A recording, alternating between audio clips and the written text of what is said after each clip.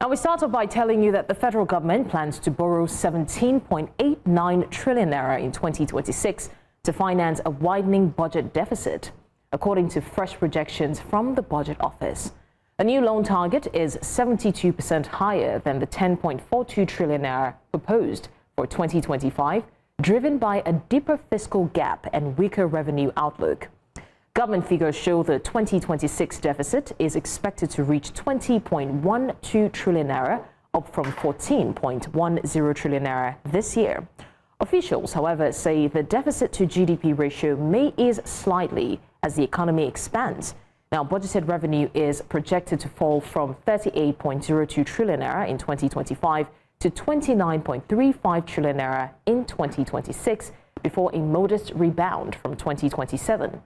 Despite hopes of gradual recovery, the Budget Office warned that heavy borrowing will remain inevitable in the medium term. Meanwhile, President Bola Tinubu has submitted to the House of Representatives the federal government 2026 to 2028 medium-term expenditure framework and fiscal strategy paper for consideration and approval. In a letter to the House and read by the Deputy Speaker, Benjamin Kalu, President Tinubu says that the 2026 to 2028 MTEF and SFP were approved on December the 3rd during the Federal Executive Council meeting. Now, he says that 2026 budget will be prepared based on the parameters and fiscal assumptions of the approved 2026 to 2027 and the 2028 MTEF and FSP.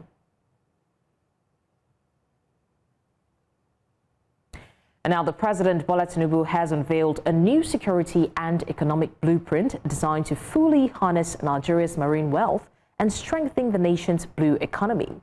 The initiative targets sweeping reforms across maritime security, port operations, fisheries, and ocean-based industries. News Central State House correspondent Bettina Nweli reports. President Bola Tinubu has outlined a fresh national framework aimed at unlocking Nigeria's vast marine and aquatic potential, describing the blue economy as a critical pathway to economic diversification, job creation, and long-term prosperity. Vice President Kashim Shettima represented the president during a presidential parley with participants of the Senior Executive Course 47 of the National Institute for Policy and Strategic Studies, NIPS. The work presented by Senior Executive Course 47 provides valuable awareness of the opportunities we must seize, the challenges we must confront, and the policies we must refine. I commend the National Institute for sustaining its tradition of analytical rigor, creativity, patriotism, and selfless service to the Nigerian state. Earlier, NIPS Director General Ayo Omotayo presented findings from the study titled Blue Economy and Sustainable Development in Nigeria, and recommended a national fisheries expansion program and a harmonized policy framework to guide marine sector reforms. In the report, we have seen the areas of overlaps, we have seen the areas of conflicts across various agencies, and we believe that unless we solve governance problem, a whole lot of investment that would have come into that sector will not happen. With what we have done, you see that I also give Mr. President the roadmap of how to implement all the recommendations. With that, we have a step-by-step guide on what we need to do to ensure that the marine and blue economy contributes what it's supposed to do. President Tinubu has assured that the new blueprint will receive urgent attention as part of efforts to secure Nigeria's marine environment and transform the blue economy into a major pillar of national growth. In Abuja, for News Central, Bettina Nweli.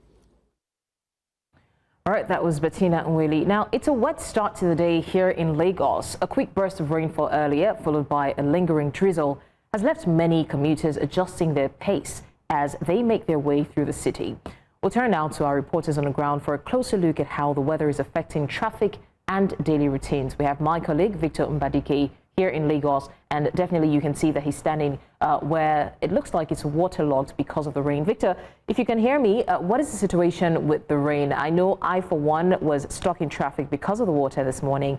Can you tell us what the situation is where you are? All right, Victor, if you can hear me, we'll definitely circle back to you to get your view on how it's going, especially with the rainy morning in Lagos.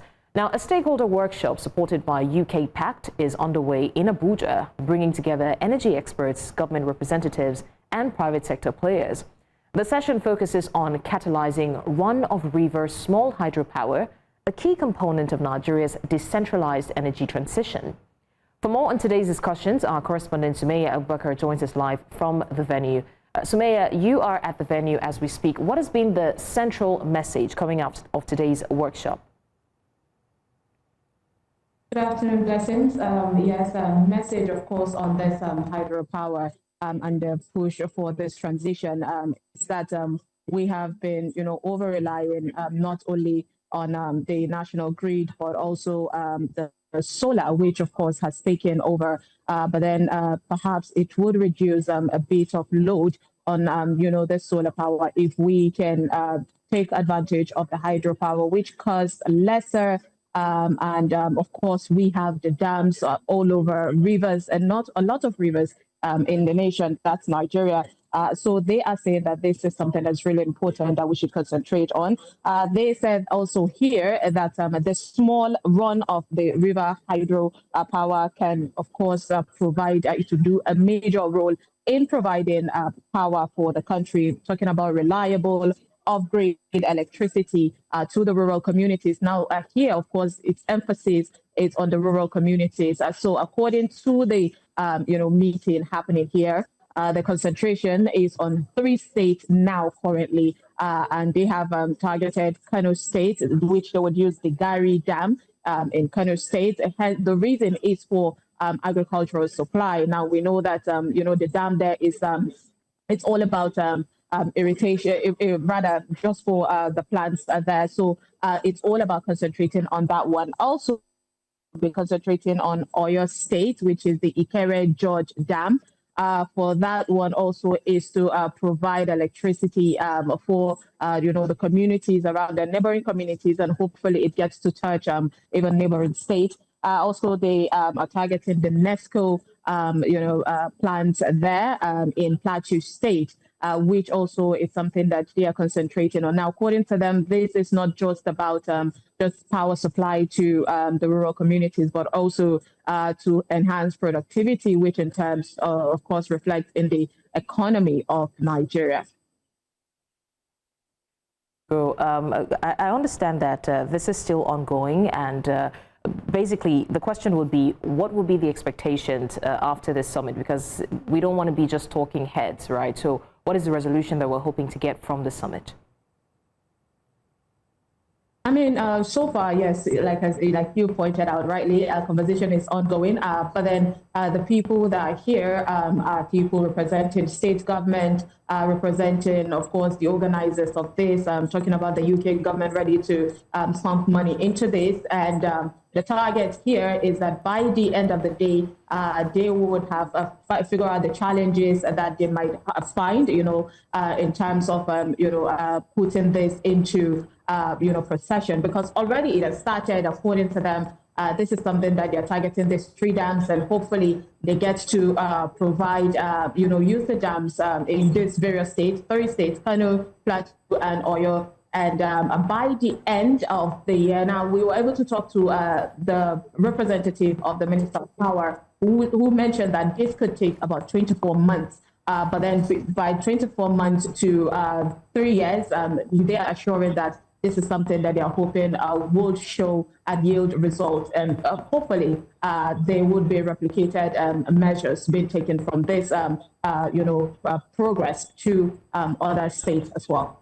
All right, that's Sumaya Abubakar there with the update on the workshop where she currently is at. You're still live with us on 12 Report. We go on a short break, and when we come back, we've got more stories. Do stay with us.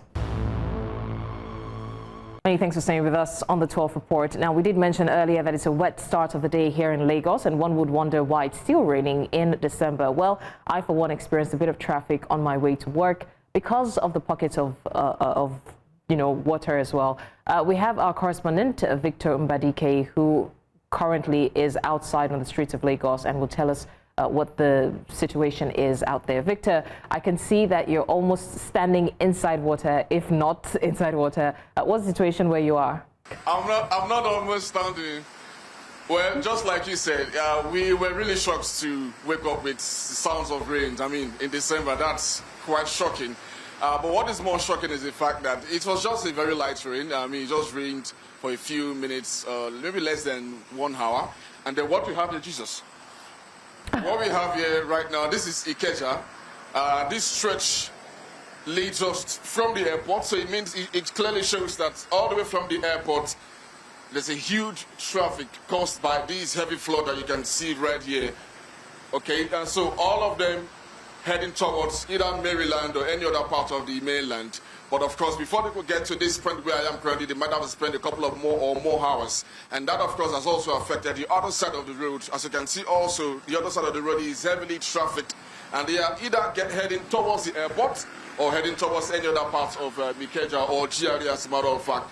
But again, the question remains as to why do we really have such incidences? Let's be honest. Yes, some parts of Lagos are flooded. And one of such reasons will be because of poor drainage system.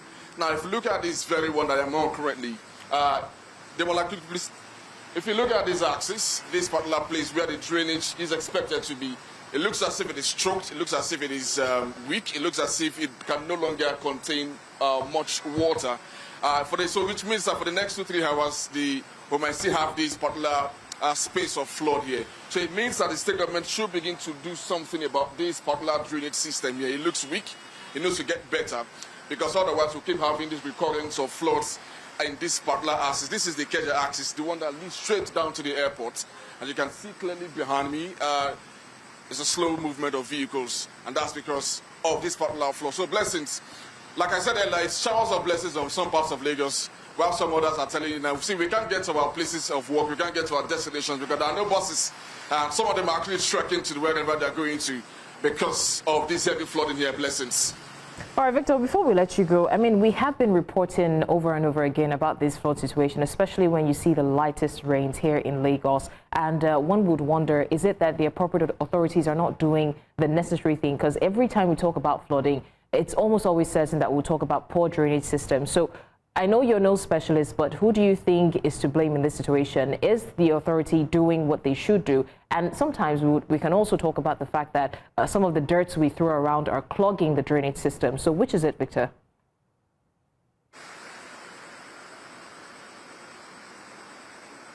So, blessings, it goes two ways. One, the government, of course, is culpable in this matter because, like I said, this particular drainage here has been probably done for decades. Do you expect the state government to review some of their infrastructures to see how they can make it much better so that they can accommodate the kind of distress and disruptions that flooding, brings or, comes up with every now and then? But clearly, they have not looked at that. Again, look at the characters or behaviors of residents in Lagos who just throw dirt in our drainages. So it brings about a weak system. So when rain falls like this, the dirt or the waste, blocks drainages, and this is what it can also cause. But I'm not saying that what is causing this particular flood here is either the waste or the fault from the government. But again, it goes both ways. So it means that government really need to look at all those places in Lagos that has, drainage systems, how they can make it much, much better. Again, you must give kudos to the state government because there's so much road rehabilitation going around the parts of Lagos. I'm pretty sure they're also putting all of this into check, putting all of this into consideration. But for existing roads and existing drainages, they should look at some of these places and see how they can improvise and make it much better and see how they can, avoid such disasters. You can look at that officer just right down to my left. He's doing everything he can to assist, motorists, in terms of free flow of traffic.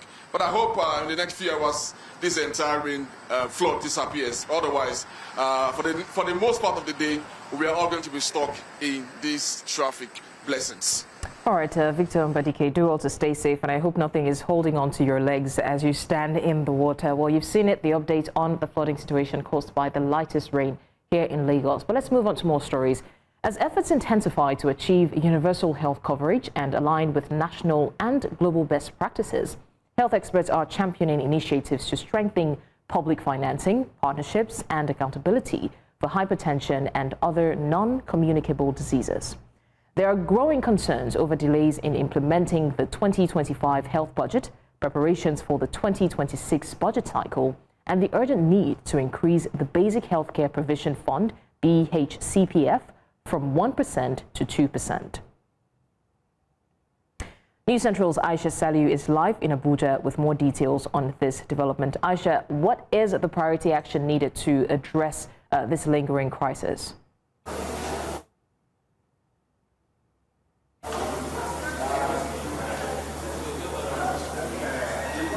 Thank you so much, Blessings. Well, Blessings, as you'd agree with me, Nigeria is one of the countries that hope to achieve, the universal health coverage. And in achieving universal health coverage, it's not just about the communicable diseases. There also has to be focus on non-communicable diseases, which has been a burden in the country. I mean, according to the WHO statistic, it says about 27 to 29% of all deaths in Nigeria are due to NCDs, premature immortality from age 30 to 70. From NCDC is estimated at 22%, and this is why there is a need for more calls, as calls keep growing, that there should be more focus and financing towards NCDCs. And I also need to mention that out of the national health budget, 6% of it has been allocated to cater to NCDCs, but experts are saying that there is lack of commitment and also the implementation of this part of the budget to see that NCDCs, the focus on it is stronger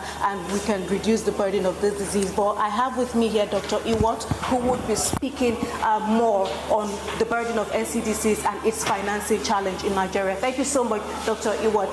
Thank you. Yes, I'd like to hear from you. What would you say are the challenges regarding NCDCs in Nigeria and also financing? Good that you are here in Chida with us, and we have just concluded the meeting with the media community of practice, and it's a wonderful one.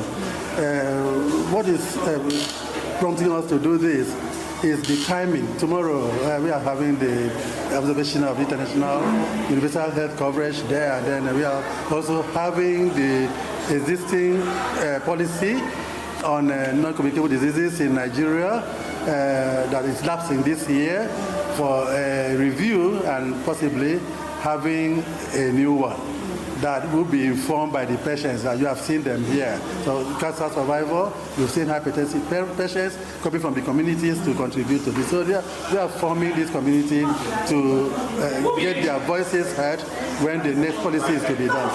And secondly, we have also seen that financing, with the burden of NCDCs apparently in our hands now, we now have the data. It is enormous. It is biting hard. The physical pain and the financial pain this is causing to the community is not easy.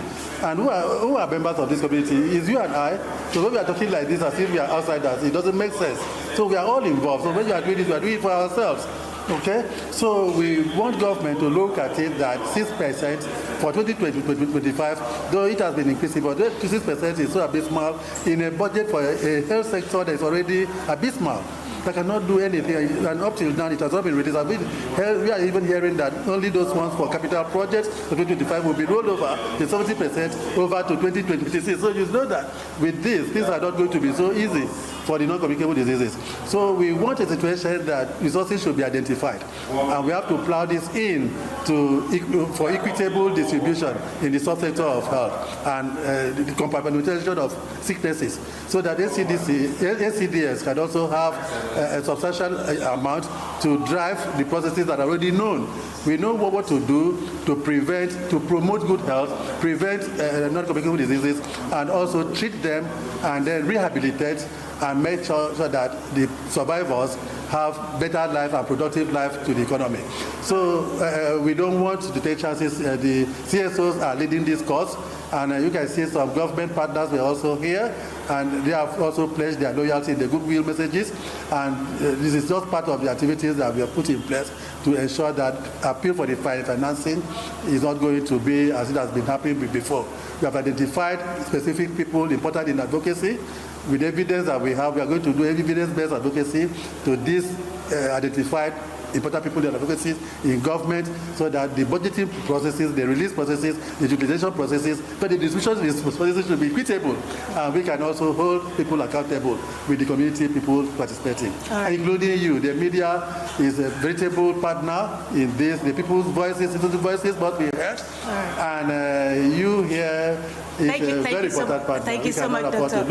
Yes, thank you so much. Well, Blessings, you have heard from Dr. Iwat here, and the conversation is still ongoing around, budgeting, release of funds for non-communicable diseases, especially as it takes so much toll on households for those who have non-communicable diseases. All right, Aisha Saliu there with the update on the plans to fund non-communicable disease treatment here in Nigeria.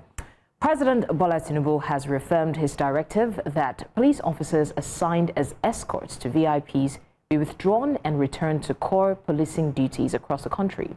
The president cautioned ministers and senior government officials that any request for special security must receive his personal approval. President Tinubu explained that the measure is intended to free up police personnel and strengthen national security operations, particularly in the fight against kidnapping and terrorism. And I called on the IG, and I hope the Minister for Police Affairs is here. So if you have any problem of security because of the nature of your assignment, please contact the IGP and get my clearance. The Minister for Interior should liaise with IGP and the civil defense structure to replace those police officers who are on special security duties. Meanwhile, a lawmaker in the Nigerian Senate, Abdul Ningi, has raised a fresh alarm on the floor of the Senate over the withdrawal of his police orderly, while other public figures retain theirs.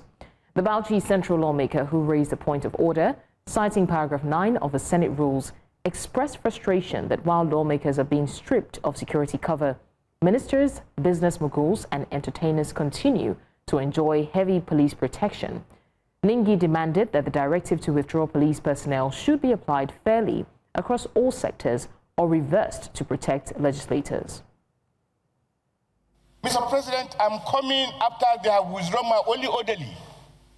I saw 2 convoys of ministers, and they were carrying lots of security personnel. I have also seen business concern, Chinese and other business concern. I cannot ever imagine that a senator of the Federal Republic of Nigeria, who has been here for a very long time, only one orderly, and he is withdrawn, and nothing will happen. Like I said earlier, Mr. President, I have no problem, but let it be done across the board. The police orderlies that were withdrawn from the senators is of concern to us, and I will raise the issue, and we're dealing with that, in the formal line, so everything will be done. We're on top of the situation. But in respect of those, the fact that the directive of Mr. President being flouted, where you have the class of persons that he just said, singers, businessmen, and what have you, having policemen. The chairman of the Police Affairs Committee should take up this matter, conduct a proper investigation, and let us know why is the directive of Mr. President being flouted. Still on security, President Bola Tinubu has reiterated the directive towards a major review of Nigeria's security deployment structure, ordering closer coordination among the police, civil defense, the NSA, and the DSS to strengthen the nation's response to kidnapping, terrorism, and other threats. Speaking during a briefing in Abuja, the president instructed the NSA to take seriously the arming and deployment of forest guards and further charged the vice president to work with the National Economic Council to identify and rehabilitate grazing reserves into ranches and livestock settlements. So if you have any problem of security because of the nature of your assignment, please contact the IGP and get my clearance. I think the Vice President should get the neck, first of all, to see which village or grazing reserves that can be salvaged or rehabilitated into ranches, livestock settlement. President Bola Tinubu has ordered the National Institute for Policy and Strategic Studies to carry out a nationwide security diagnostic and submit actionable recommendations to guide reforms of Nigeria's security architecture. Tinubu issued the directive on Wednesday at a presidential parley with participants of Senior Executive Corps 47 at the State House, Abuja, where he also asked ministers, departments, and agencies to study and prepare to implement NIPSS new report on the blue economy. Vice President Kashim Shettima represented the president. According to a statement signed by the VP's Senior Special Assistant on Media and Communication, Stanley Nkwocha, the president framed the security task alongside a fresh economic blueprint targeting Nigeria's marine and aquatic wealth. Former Attorney General of the Federation, Abubakar Malami, is spending a third night in EFCC custody after failing to meet the bail conditions set by investigators. The bail terms require Malami to surrender his international passport and report to the EFCC headquarters in Abuja daily for the next 30 days. He's been questioned over alleged terrorism financing and claims that he operated 46 bank accounts, allegations he strongly denies, insisting they are politically motivated. Malami's media aide, Mohammed Doka, says there is no official investigation or evidence linking the former AGF to terrorism financing or multiple accounts, dismissing the reports circulating online as fiction driven by sensational narratives rather than verified facts.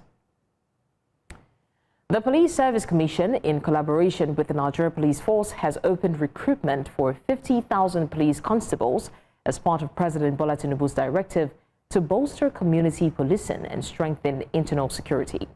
The exercise follows the nationwide security emergency declared on November 26, 2025, which mandated security agencies to expand their manpower to counter rising threats. The PSC says general duty applicants must possess O-level, SSCE, NECO, or equivalent certificates with at least 5 credits, including English and mathematics, obtained in no more than 2 sittings. Eligible candidates must be Nigerian by birth, aged 18 to 25, medically fit, and meet minimum height requirements of 1.67 m for men and 1.67 meters for women.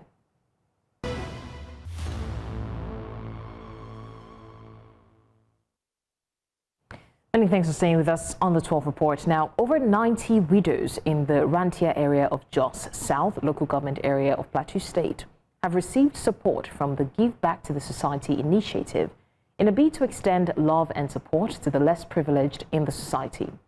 According to the founder of Archbridge Care Foundation, Ololade Akinriola, reaching out to the less privileged in the society and extending a helping hand gives them hope in the face of economic challenges in the country.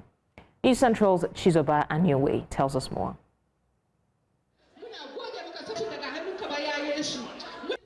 These are about 100 widows and their children in the Rantia area of Jos South local government area of Plateau State.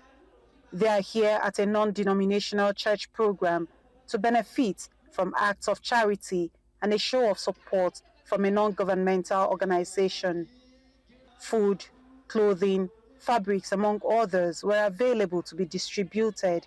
A bold move to extend a hand of support in a harsh economy made worse by inflation and persistent scarcity. It's our sincere prayer that God will continue to touch people like this to help the life of widows like us, to put smile in our faces.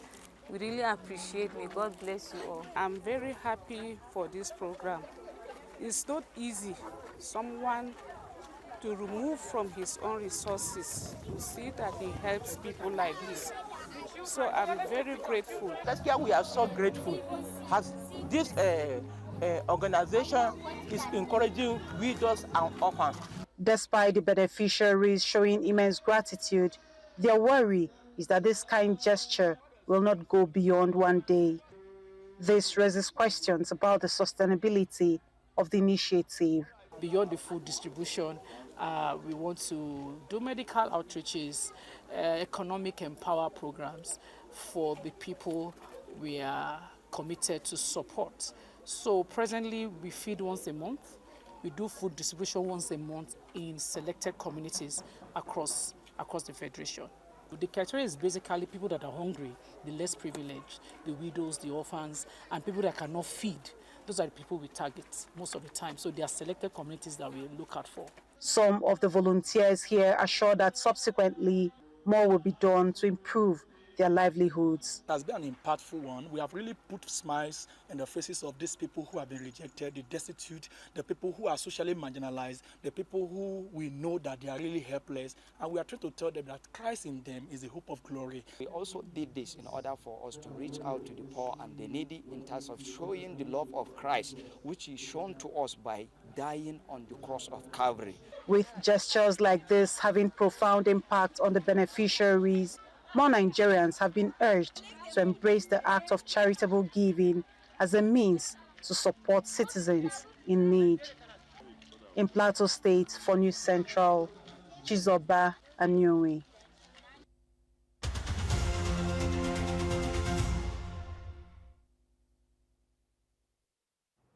The Corporate Affairs Commission, CAC, has introduced stricter requirements for updating business names online, mandating the inclusion of additional personal and contact information to strengthen verification and curb fraudulent filings. Proprietors must now provide their date of birth, registered office email, personal email, phone number, and valid identification before updates can be processed. The CAC warned that failure to supply these details may lead to delays or rejection. The move is part of the Commission's broader compliance and digitization drive under CAMA 2020, which includes delisting dormant companies, exposing fake RC numbers, and launching an AI-powered registration platform to improve accuracy and transparency within Nigeria's business registry.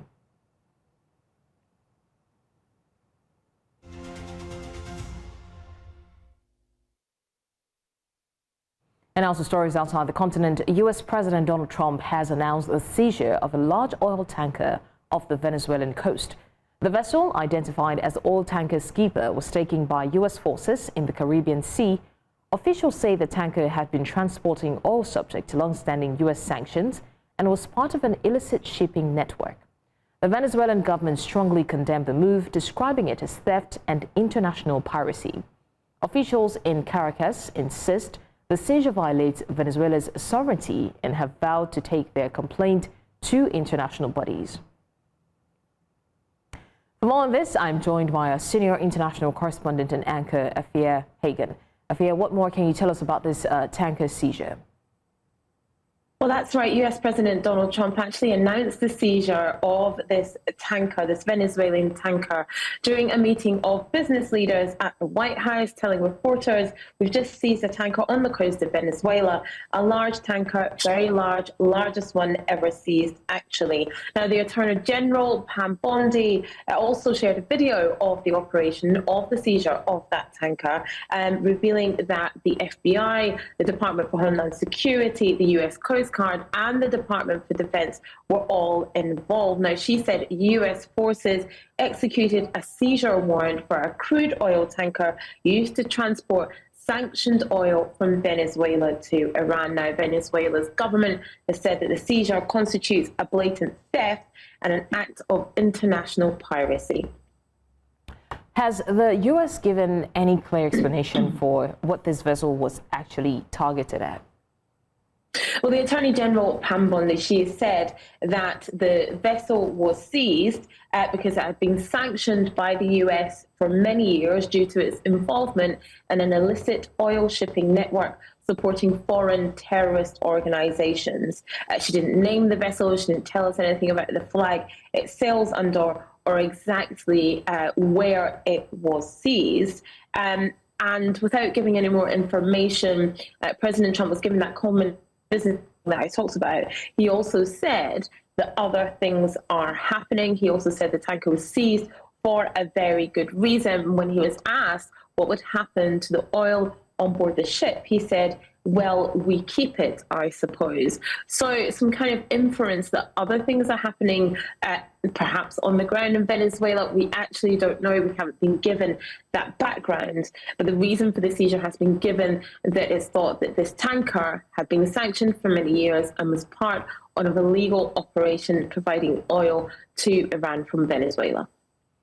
So before we let you go, Afia, is this likely to escalate tensions between Washington and Caracas?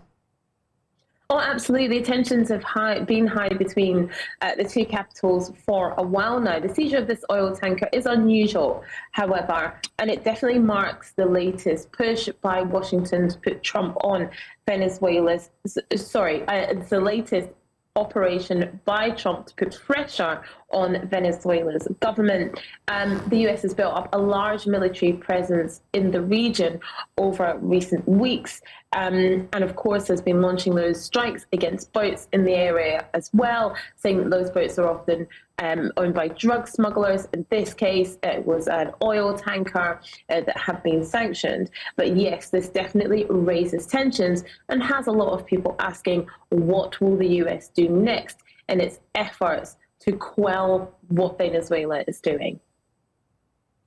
Afia Hagen, thank you so much for the update on that. More than 30 people have been killed after a Myanmar military airstrike hit a hospital in Rauk U, according to an aid worker on the ground. The attack comes as the junta steps up its offensive ahead of national elections scheduled to begin on December 28. Conflict monitors say airstrikes have risen steadily each year since the 2021 military coup.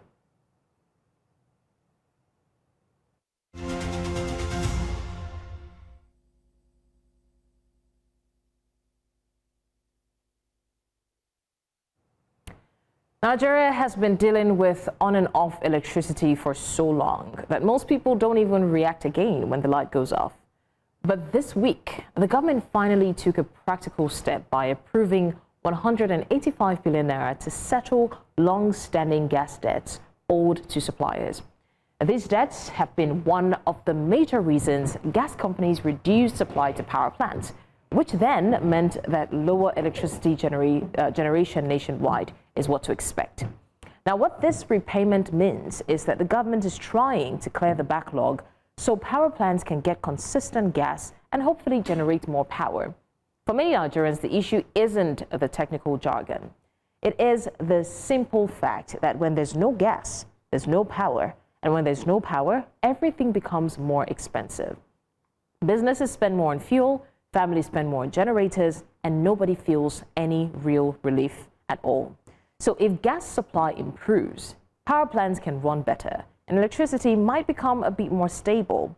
Not perfect, but at least more predictable. Nigerians are just hoping that this payment doesn't become another government announcement that enters into voicemail.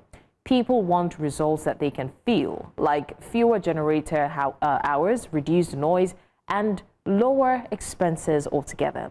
Now, the bigger picture is whether this signals a real commitment to fixing the power sector or just another quick fix. Nigerians have heard promises before, so the trust level is kind of low. But if this payment leads to better gas flow and improved electricity, even generally, it will give people a little breathing space at a time when everything else feels expensive. And that is your postscript.